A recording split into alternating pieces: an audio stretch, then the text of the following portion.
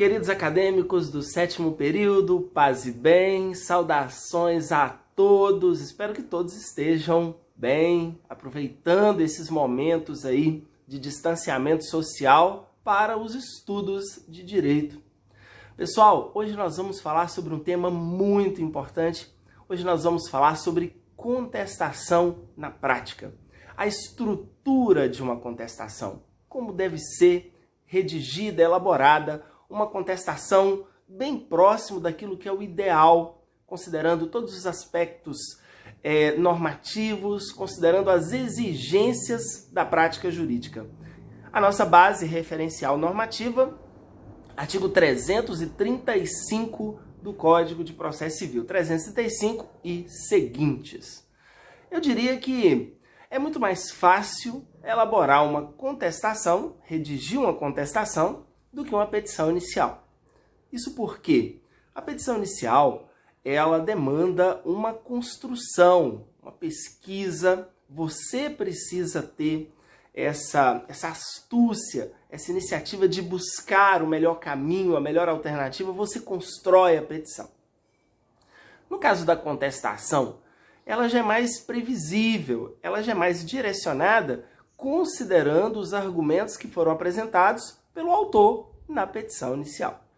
E a gente fica mais tranquilo no momento de redigir uma contestação, porque se considerarmos que o autor ele não vai ajuizar nenhuma aventura jurídica, a tendência de toda demanda é um resultado positivo do autor. Então, em tese, o advogado do réu ele não tem, digamos, aquela obrigação de êxito, mas ele vai fazer o seu trabalho, ele vai buscar defender o cliente com todos os argumentos. E é importante nós conhecermos aquilo que pode ser alegado, aqueles argumentos que você pode utilizar para tentar evitar que o autor seja vencedor nessa demanda. E é exatamente isso que nós vamos falar aqui agora. Na prática, é claro que pode ser que, no caso específico, não seja possível alegar tudo que a gente está falando aqui, tudo que a gente vai falar aqui agora. Mas é importante a gente conhecer o que pode ser alegado, porque aí, no caso concreto, a gente vai analisar todas essas possibilidades.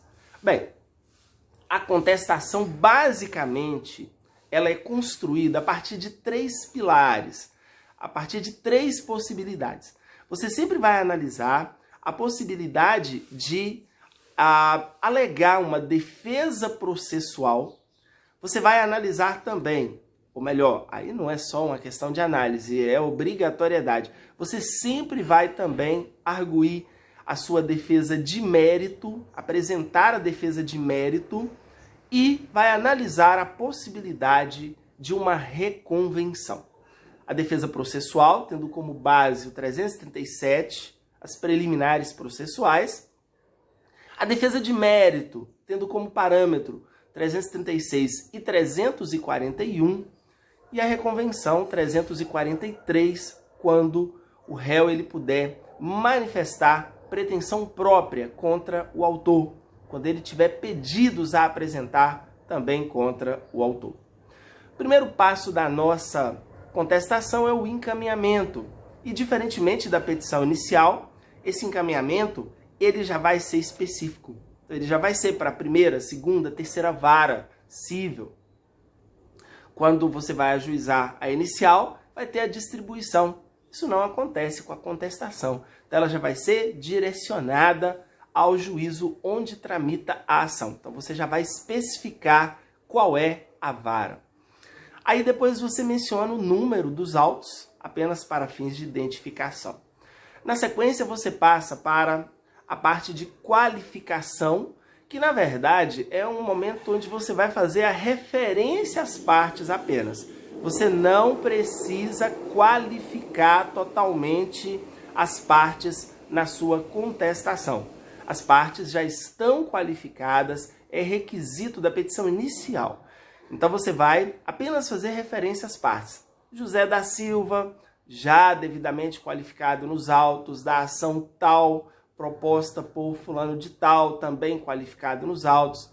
vem a presença desse juízo por meio do advogado que essa subscreve, conforme instrumento de mandato.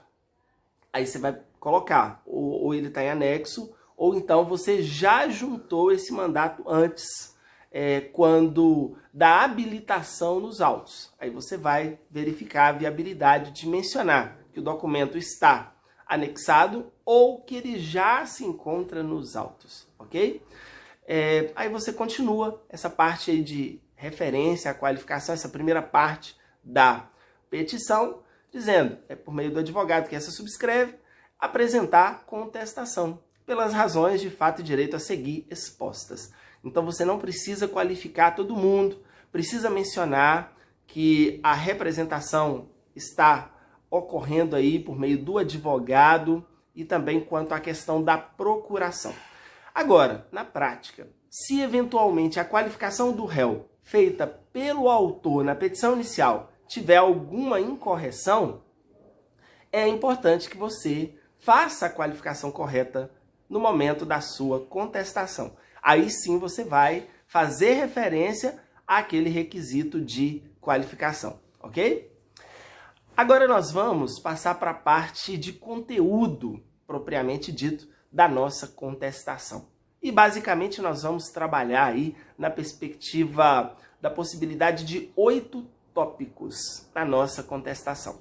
O primeiro tópico é a defesa processual, onde você pode alegar as chamadas preliminares processuais, com base no artigo 337 ou qualquer outra questão de caráter processual que você puder alegar. Alguma nulidade, alguma irregularidade no processo. Existem alguns advogados na prática que antes desse tópico defesa processual, ele faz um tópico intitulado síntese dos fatos alegados pelo autor. Pode ser feito antes da defesa processual, ou então ele pode ser feito na parte de defesa de mérito, como um dos primeiros tópicos. Eu vou preferir essa parte aí de síntese das alegações do autor lá no tópico da defesa de mérito, mas fica a critério de cada advogado.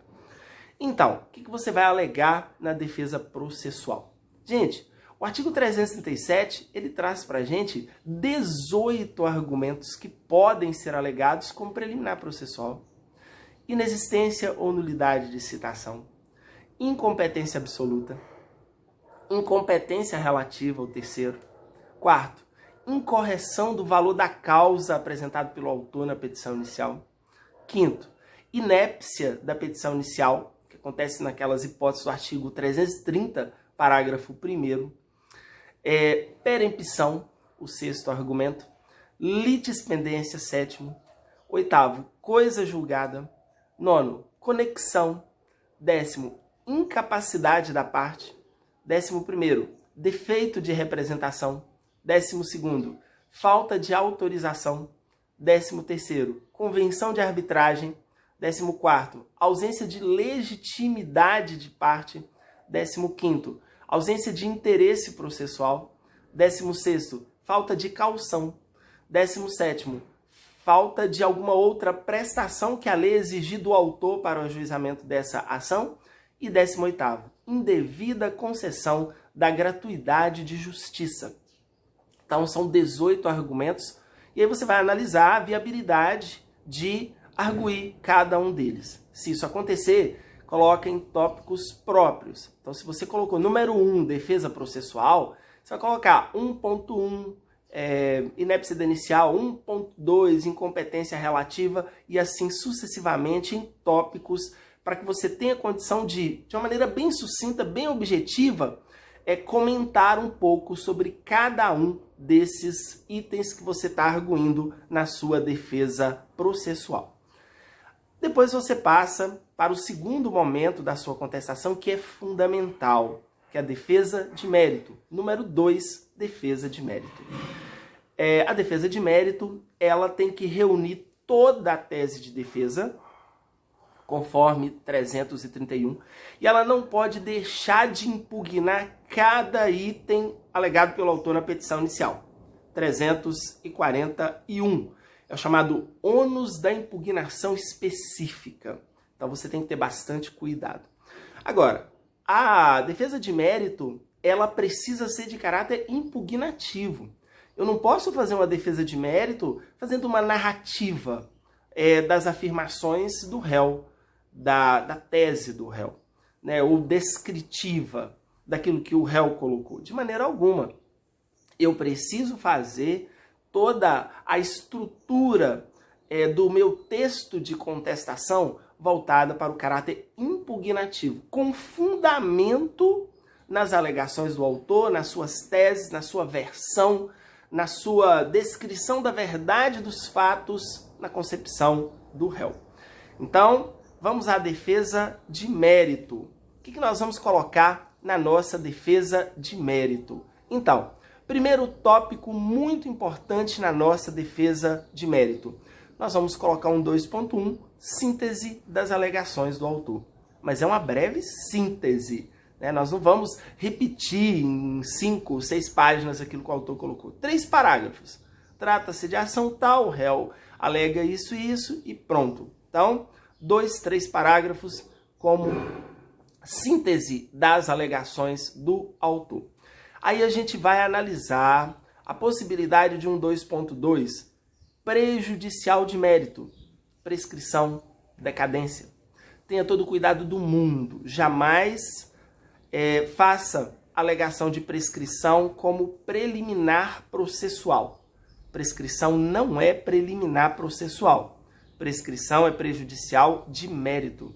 Então você colocaria um 2.2, prejudicial de mérito, prescrição. E aí você vai fundamentar, argumentar para tentar demonstrar essa prescrição. Depois vem o 2.3, importantíssimo, impugnação específica dos fatos alegados pelo autor. Ponto. Quanto à verdade dos fatos. Eu costumo colocar esse título nas minhas petições. Então, deixando bem claro, olha, esse tópico aqui ele vai ser de impugnação dos fatos alegados pelo autor, artigo 341. E, ao mesmo tempo, eu vou expor a verdade dos fatos a partir das alegações do réu, a partir da versão do réu. Então, o que nós vamos fazer aí? Pegar item por item, ponto a ponto, tópico por tópico daquilo que o autor colocou na petição inicial e vamos impugnar e dizer por que não está correto da maneira como ele colocou. Alega o autor na inicial isso e isso, porém não condiz com a realidade, já que aconteceu dessa maneira. É mais ou menos assim que nós vamos fazer. E aí nós vamos impugnar completamente todos os fatos alegados pelo autor na petição inicial. Esse é o nosso item 2.3. Vamos criar um 2.4. Impugnação dos documentos. Você não pode deixar de se manifestar sobre cada documento apresentado pelo autor na sua petição inicial. Pode ser que tenha documento irrelevante, pode ser que tenha documento que não se aplica ao caso, pode ser que tenha algum documento falso, pode ser que tenha algum documento que não tem uma devida assinatura, enfim, que você possa questionar. Um documento que traz alguma informação abusiva, tudo isso você tem condição de questionar em tópico próprio. Impugnação específica dos documentos. Um outro item que você vai analisar a viabilidade seria aí um 2.5, alegar simplesmente o seguinte: ausência de provas. Cabe ao autor provar os fatos constitutivos do seu direito. E aí você vai dizer que o autor ele não apresentou nos autos provas suficientes das suas alegações. E por isso, os seus pedidos, portanto, não merecem acolhimento. Então você pode criar um tópico nesse sentido. Ausência de provas dos fatos alegados pelo autor. Depois, você vai passar para a terceira possibilidade de construção do seu texto, que seria um item 3, reconvenção. Vai conversar com seu cliente e verificar se existe alguma pretensão própria dele contra o autor, que seja conexa com a pretensão do autor manifestada nos autos e que possa também ser discutida e resolvida nesse processo. Lembrando que o artigo 487, inciso 1, quando ele faz referência à atuação jurisdicional, ele deixa bem claro que o juiz ele vai acolher ou rejeitar a pretensão aos pedidos apresentados pelo autor na inicial e pelo réu na reconvenção.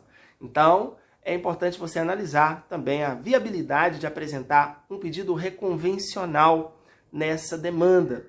E se isso acontecer, claro, você tem que descrever as razões desse pedido, você vai fundamentar, aproveitar esse tópico para fundamentar o seu pedido reconvencional. Você tem que convencer o juiz, o julgador, de que o seu cliente merece êxito nesse pedido reconvencional. Depois nós vamos passar para um possível quarto tópico, que seria legislação aplicável. Aí você pode não apenas questionar aquelas leis, aqueles decretos, portarias que foram alegados pelo autor para fundamentar o direito dele, mas também mencionar eventuais dispositivos normativos que sejam em compatibilidade com a pretensão do réu. Então, é importante verificar a viabilidade de um tópico nesse sentido, legislação aplicável. Quinto possível tópico da nossa contestação, posicionamento jurisprudencial. É comum o autor colocar alguns julgados, mas será que aqueles julgados representam o posicionamento majoritário? Eu vou analisar, talvez eu encontre um julgado que tenha um caráter mais consistente, eu encontro um julgado do STF, do STJ, um caso que teve repercussão geral, um caso que foi julgado em recurso repetitivo. Eu vou fazer essa pesquisa jurisprudencial e vou usar na minha contestação. Sexta possibilidade de tópico na nossa contestação, entendimento doutrinário. Você vai analisar a viabilidade de mencionar doutrina que seja favorável àquela tese que você está defendendo nesse processo. Sétimo tópico, caminhando aí para a reta final, sétimo tópico, quanto ao direito à gratuidade e justiça. Se você tiver interesse em pedir gratuidade, tem que fundamentar, tem que justificar as razões desse pedido de gratuidade. Oitavo tópico da nossa contestação, pedidos. Vamos fazer os nossos pedidos na nossa contestação. O que nós vamos pedir? Então, primeiro ponto, gratuidade. Vamos analisar a viabilidade de pedir a gratuidade de justiça, o que evitaria, principalmente no caso do réu, na hipótese de eventual sucumbência, evitaria o pagamento de custas e também honorários de sucumbência. É muito importante o réu fazer esse pedido sempre que possível. Depois, um segundo pedido que faríamos, o acolhimento das nossas preliminares processuais. E, se for o caso, com a extinção do processo sem resolução do mérito, quando se tratar de uma preliminar processual peremptória, aquela que, se reconhecida, gera a extinção do processo sem resolução do mérito. Então, vamos pedir expressamente o acolhimento das nossas preliminares processuais. Terceiro, vamos pedir a improcedência dos pedidos do autor. Aí você coloca que, na remota hipótese de serem ultrapassadas as preliminares processuais, que no mérito sejam julgados improcedentes os pedidos formulados pelo autor. Coloca nesses termos. Em seguida, você vai pedir a procedência do pedido reconvencional. Se você fez o pedido reconvencional, aí você tem que colocar aí especificamente o tópico, pedindo a procedência do pedido reconvencional. Você vai pedir também a condenação do autor no ônus da sucumbência, ou seja, em custas e honorários de sucumbência.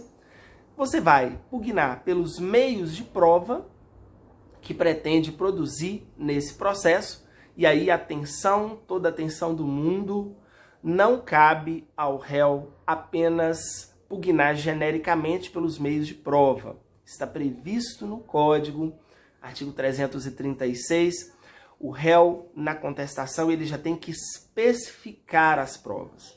Então, você vai colocar o tópico especificação de provas. Então, não basta dizer, requer provar o alegado por todos os meios de prova admitidos em direito. Não. Ele requer provar o alegado através de prova documental, pericial, testemunhal, depoimento pessoal, exibição de documento ou coisa. Então, você precisa especificar. E é importante colocar também as razões. Estou pedindo prova pericial. Por quê? Qual a necessidade? Qual o objetivo dessa prova? é importante essa justificativa. E por último, cidade, data e assinatura do advogado. Então, basicamente é essa a estrutura ideal de uma contestação. Claro que na prática você vai analisar cada caso, vai verificar a possibilidade ou não de apontar cada um desses elementos aqui consignados. Mas essa estrutura, ela já vai nos permitir realizar uma contestação dentro daquilo que representa a melhor possibilidade de intervenção do advogado do réu, levando em conta a pretensão do seu cliente, ok? É esse o nosso recado de hoje. Um grande abraço a todos vocês e até a nossa próxima aula.